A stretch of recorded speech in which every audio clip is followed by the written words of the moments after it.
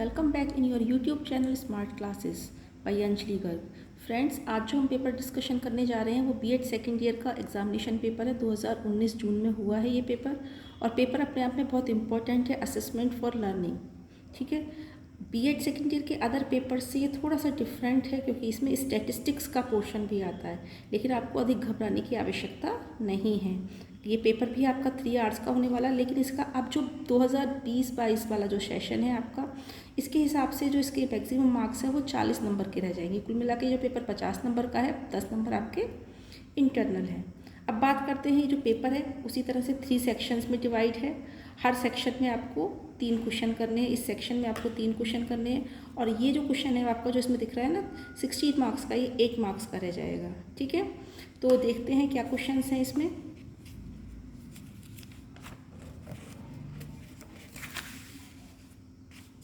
तो फर्स्ट पहला प्रश्न इसमें दे रखा है फ्रेंड्स, किसी रचनावादी प्रतिमान के आकलन में की भूमिका का वर्णन कीजिए। आकलन हेतु, अधिगम हेतु आकलन तथा अधिगम के आकलन के बीच में अंतर स्पष्ट कीजिए। बहुत इंपॉर्टेंट अच्छा क्वेश्चन है क्योंकि ये फर्स्ट यूनिट का ही क्वेश्चन है।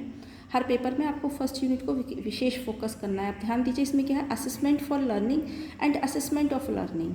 ठीक है, असेसमेंट ऑफ लर्निंग तो हम सिंपल सी बात है, जो हमारा स्टूडेंट सीख रहा है हम उसका साथ साथ असेसमेंट करते जा रहे हैं, क्वेश्चन पूछ के कर रहे हैं, टेस्ट लेकर कर रहे हैं, किसी भी तरह से कर रहे हैं, वो हमारा कहलाता है असेसमेंट ऑफ लर्निंग। अब जो आपका टर्म आ रहा है वो आ रहा है असेसमेंट फॉर लर्निंग। ज़्यादातर स्टूडेंट्स इस टर्म पर कन्फ्यूज हो जाते हैं। तो असेसमेंट फॉर लर्निंग का मतलब है an approach of teaching and learning that creates feedback which is that use to improve students performance. अर्थात एक ऐसी फीडबैक की टेक्निक है जो हम टीचिंग और लर्निंग में प्रयोग करते हैं, और जिससे कि हमारा जो स्टूडेंट है उसका परफॉर्मेंस इम्प्रूव होता है। इसलिए हमें पहले पता होता है कि हमें अधिगम के लिए आकलन करना है, अर्थात जो हम पढ़ाने जा रहे हैं उससे पहले हमारा जो स्टूडेंट है वो किस हद तक प्रिपेयर है, वो क्या क्या कर सकता है, उसकी कितनी क्षमताएं हैं, रुचियां हैं, ये सब पता लगाकर इसे हम कहते हैं अधिगम हेतु आकलन या अधिगम असेसमेंट फॉर लर्निंग। तो ये टर्म आपके लिए स्पष्ट होना बहुत क्लियर है। इसे शॉर्ट क्वेश्चन में भी पूछा जा सकता है, लॉन्ग में भी पूछा जा सकता है।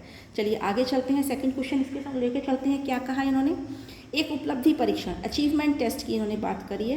Construct an achievement test of your subject with its blueprint and item analysis. अब इसमें यहाँ तैयार करवाया इन्होंने एक अचीवमेंट टेस्ट। तो अचीवमेंट टेस्ट आपने अपनी क्लास में बनाना सीखा है, और इसका आपको ब्लूप्रिंट भी तैयार करना है। आई होप आपको ब्लूप्रिंट के बारे में अच्छे से जानकारी होगी कि क्या होता है, किस तरह से होता है। फिर भी मैं आपको ब्लूप्रिंट का एक सैम्पल दिखा देती हूँ कि ब्लूप्रिंट किस तरह से तैयार होता है। देखिए फ्रेंड्स, ये ब्लूप्रिंट का एक सैम्पल है। ब्लूप्रिंट यानी कि जो हम टेस्ट बनाने जा रहे हैं, उस टेस्ट को बनाते समय हम उसमें कितने लॉन्ग क्वेश्चंस रखने वाले हैं, कितने शॉर्ट क्वेश्चंस रखने वाले हैं, कितने हम उसमें ऑब्जेक्टिव क्वेश्चंस रखने वाले हैं, उसका क्या टोटल रहेगा, कितने मार्क्स का कौन सा क्वेश्चन रहेगा, साथ के साथ हमारे जो ज्ञानात्मक, क्रियात्मक और भावात्मक उद्देश्य हैं उसकी हम किस सीमा तक प्राप्ति करेंगे, ये हमारा कहलाता है ब्लूप्रिंट। ठीक है, ब्लूप्रिंट पर क्वेश्चन आ जाता है, वेरी शॉर्ट क्वेश्चन भी आ सकता है, लॉन्ग करके क्वेश्चन भी आ सकता है, जैसे लॉन्ग क्वेश्चन इसमें यहाँ आया हुआ है। नेक्स्ट क्वेश्चन की बात करते हैं, सेकंड क्वेश्चन है। इन दोनों में से आपको एक करना है, जो अच्छा लगे अटेंड कर सकते हैं। नेक्स्ट है स्टैंडर्डाइज्ड टेस्ट क्या होते हैं। प्रमाणीकृत परीक्षण ऐसे परीक्षण जो कि किसी राष्ट्रीय और अंतर्राष्ट्रीय स्तर पर तैयार किए जाते हैं, और इसे विशेषज्ञों के द्वारा तैयार किया जाता है। जैसे आप ये कह सकते हैं, जैसे आपका CTET का एग्ज़ाम होता है, नेट का एग्ज़ाम होता है, हाँ आपका नीट का एग्ज़ाम होता है, IIT JEE का एग्ज़ाम होता है, ऑल आर स्टैंडर्डाइज्ड टेस्ट। ठीक है, क्योंकि ये जो टेस्ट हैं ये पूरे स्टेट के अकॉर्डिंग या पूरे कंट्री के अकॉर्डिंग एक नॉर्म्स के बेस पर तैयार किए जाते हैं। नेक्स्ट आगे क्या कह रहा है, describe it's characteristics in details.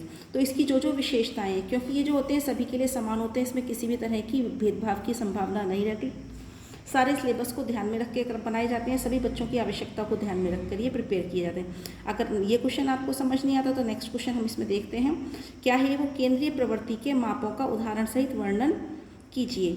केंद्रीय प्रवृत्ति अर्थात सेंट्रल टेंडेंसी। सेंट्रल टेंडेंसी में हमारे 3 तरह के माप आते हैं, मीन, मीडियन एंड मोड। इन तीनों को आपको विद एग्जाम्पल इसमें एक्सप्लेन करना है अगर आप ये क्वेश्चन नहीं करते हैं तो। नेक्स्ट हमारा क्वेश्चन नंबर 3 है। क्वेश्चन नंबर 3 को इन्होंने 2 सेक्शन में दिया है, 8-8 नंबर के 2 क्वेश्चन दे दिए हैं।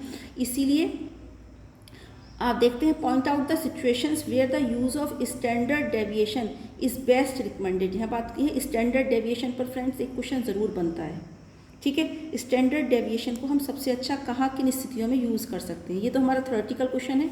इसके साथ साथ अब हमारा इसमें आता है सेकंड क्वेश्चन जो आया है, इन्होंने दिया है वो न्यूमेरिकल क्वेश्चन।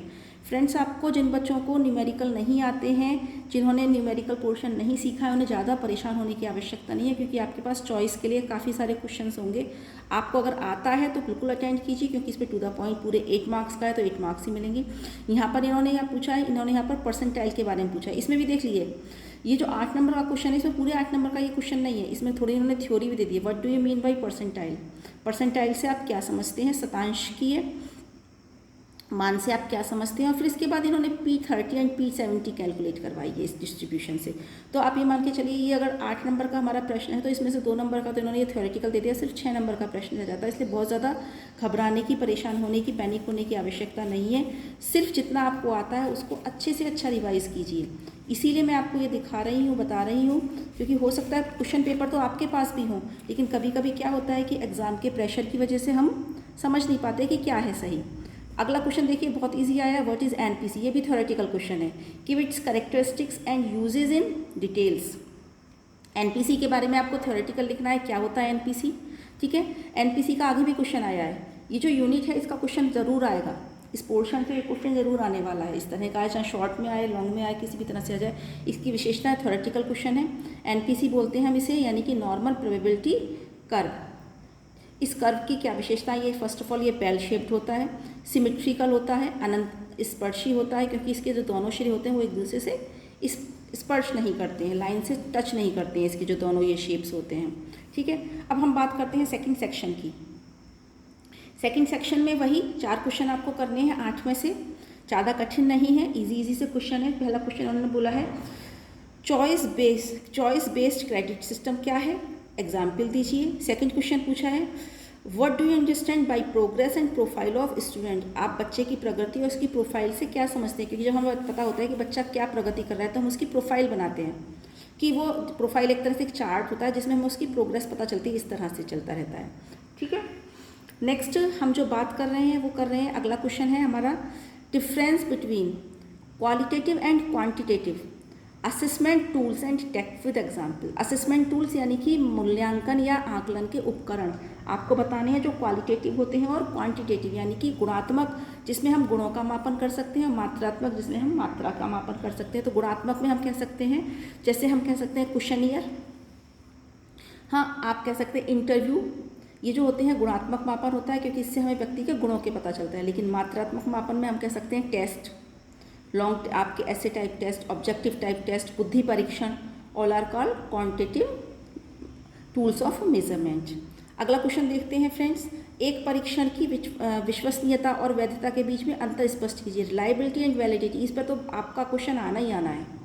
रिलायबिलिटी यानी कि आपने जो टेस्ट कंडक्ट किया, एक बार कोई परीक्षण करवाया, उस परीक्षण को अगर आपने दूसरी बार सेम परिस्थितियों में किया तो अगर उसके अंक वही आते हैं, ज़्यादा अंतर उसमें नहीं होता है, तो हम कह सकते हैं जो परीक्षण है वो विश्वसनीय है, ठीक है। ये जो विश्वसनीयता होती है ये जो चेक करती है वो वेरिएबल एरर चेक करती है। जो वैधता होती है अर्थात जो परीक्षण बनाया जा रहा है वो जिस उद्देश्य की पूर्ति के लिए बनाया जा रहा है, अगर वो उसी उद्देश्य की पूर्ति करता है तो हम कहते हैं उसमें वो परीक्षण वैध है, वैलिड है।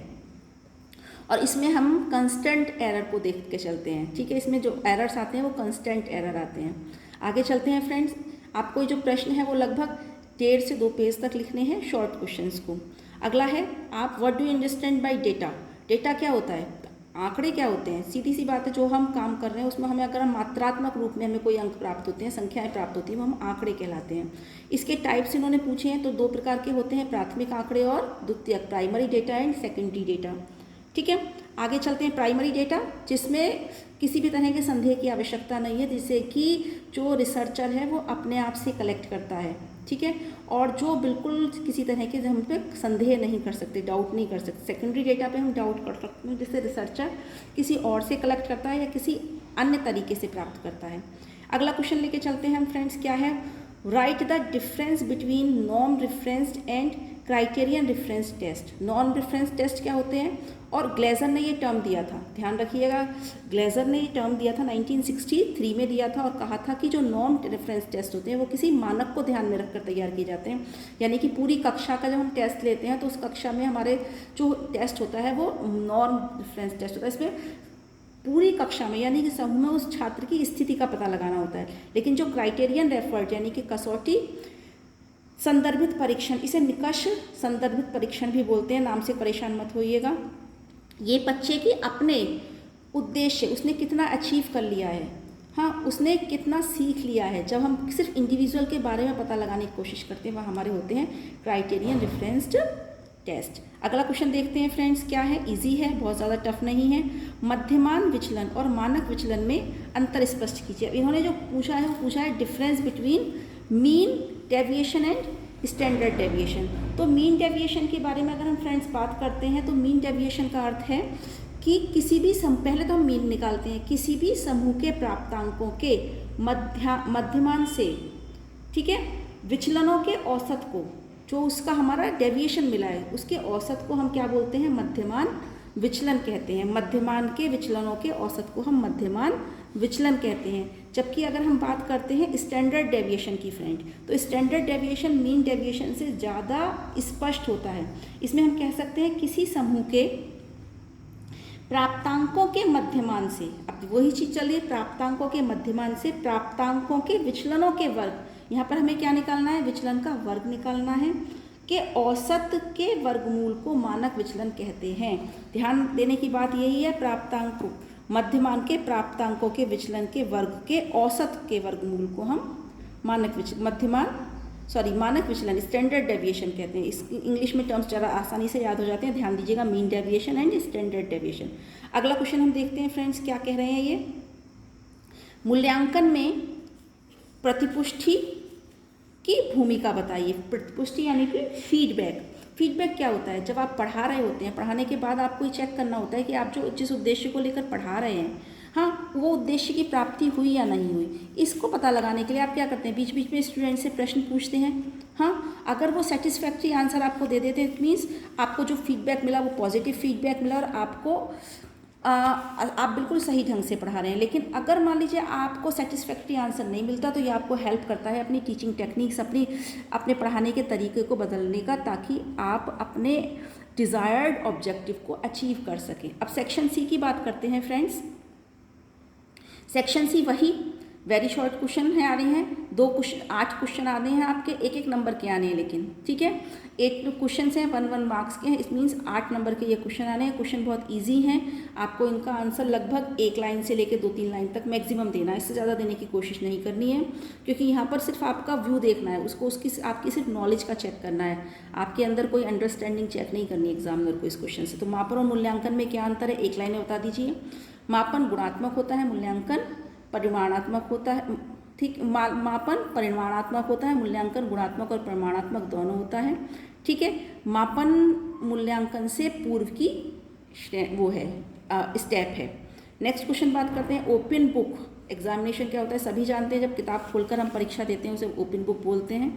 अच्छे वस्तुनिष्ठ परीक्षण के क्या दोष हैं, एक जो वस्तुनिष्ठ परीक्षण है उसके क्या, अब ऐसा नहीं कि वस्तुनिष्ठ परीक्षण में हमेशा क्वालिटी ही होती है, इसमें दोष भी होते हैं। सबसे बड़ा दोष इसका यह है कि इसमें टू द पॉइंट जो बच्चा आंसर देता है वो रट के भी दे सकता है, और दूसरा, इससे बच्चे की क्रिएटिविटी, उसकी सोचने की क्षमता, उसके विचारों का पता नहीं चल पाता है, सिर्फ ये रटने पर आधारित भी हो सकते हैं।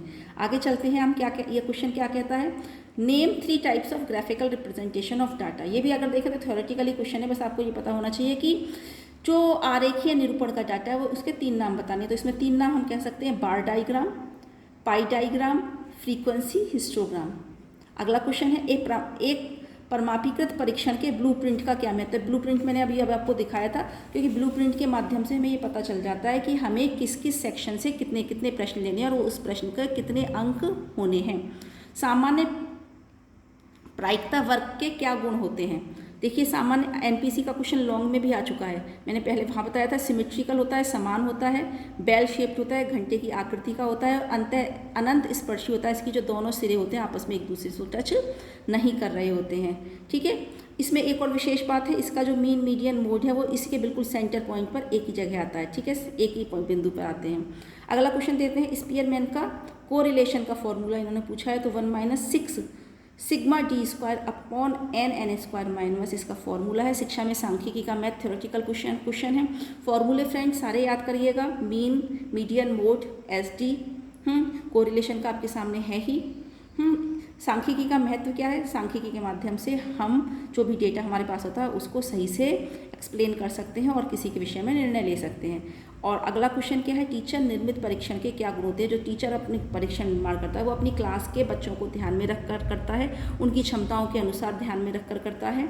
ठीक है, ये कम समय में तैयार हो जाते हैं। हाँ, विशेष उद्देश्य को की पूर्ति के लिए तैयार किए जाते हैं। इस तरह से आप कुछ भी गुण अपने हिसाब से इसमें लिख सकते हैं। तो आई होप आपके लिए अब जो अभी तक जो टेंशन थी कि बहुत कठिन पेपर है, किस तरह से करेंगे, असेसमेंट फॉर लर्निंग समझ नहीं आ रहा है, वो सॉल्व हो गई होगी। इसीलिए ज़्यादा पैनिक होने की आवश्यकता नहीं है, पेपर बहुत कठिन नहीं आने वाला है। सिर्फ अपनी पढ़ाई पर कंसंट्रेट कीजिए, अपने ऊपर विश्वास करिए, बाकी ईश्वर आपकी सहायता करेंगे। धन्यवाद।